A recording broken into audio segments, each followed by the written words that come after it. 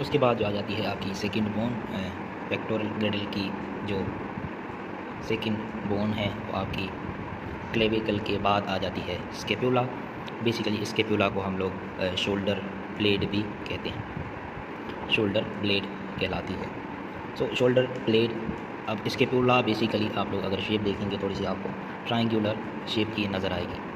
इसके अंदर आपको जब आप देखेंगे तो इसके अंदर बेसिकली आपकी 3 प्रोसेस हैं, 3 प्रोसेसेस हैं। इसके अंदर आपकी बेसिकली 3 एंगल्स हैं।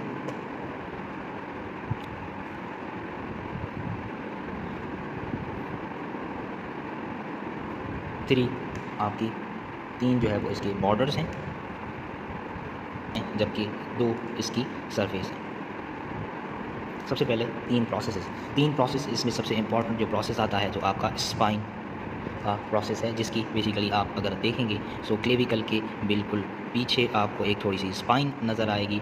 That spine is basically process से हम प्रोसेस कहते हैं, जो आपकी थिक प्रोजेक्शन और वो कंटिन्यू हो रही होती है मीडियल से लेटरल की तरफ। सो एक आ जाएगा आपका स्पाइन, और दूसरा उसके बाद आ जाता है आपका एक्रोमियन प्रोसेस।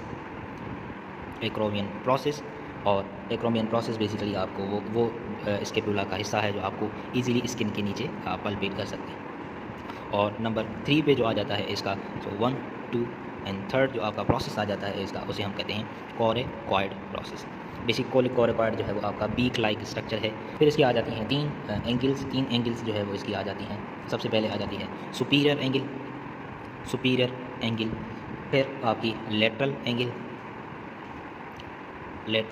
एंगल, और तीसरी जो आप आ जाती है वो इंफीरियर एंगल।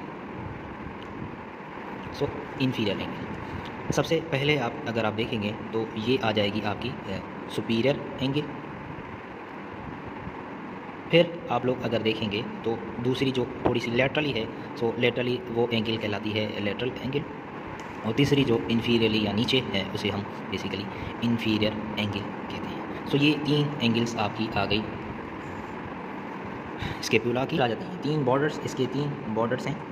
सबसे पहला जो बॉर्डर कहलाता है दैट इज़ सुपीरियर बॉर्डर।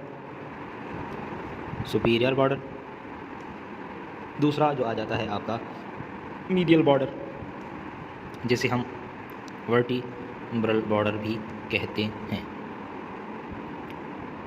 और उसके बाद जो आ जाता है आपका तीसरा, वो है उसे हम कहते हैं लेटरल आर एक्सिलरी बॉर्डर। सो 3 आपके बॉर्डर्स आ गए। 2 सरफेसेस कौन सी हैं? एक है जो है वो कॉन्वेक्स पोस्टीरियर, जो पोस्टीरियर सरफेस होती है वो कॉन्वेक्स होती है, सो उसे कॉन्वेक्स पोस्टीरियर कहलाते हैं, जो आपके बेसिकली 2 फोसाज में डिवाइड होती है। एक होता है सुप्रा स्पाइनस फोसा, और दूसरा फोसा जो होता है वो इंफ्रा स्पाइनस फोसा कहलाता है। और उसके अलावा एक और दूसरी सरफेस जो आपकी इंटीरियर सरफेस उसे हम कॉस्टल भी कहते हैं, और उसके अलावा उसको हम कॉन्केव इंटीरियर कहते हैं। सो कॉन्केव इंटीरियर और कोस्टल इंटीरियर, ये दोनों बेसिकली आपके नाम इंटीरियर सरफेस ऑफ स्केपुला के हैं।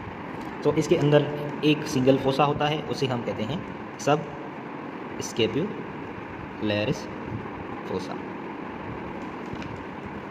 अब जो सुप्रा स्पाइनस फोसा है और इंफ्रा स्पाइनस फोसा है, इन दोनों के अंदर यहाँ पे 2 मसल्स अटैच होती हैं, जिसे हम कहते हैं सुप्रा स्पिनेटस मसल और इंफ्रा स्पिनेटस मसल।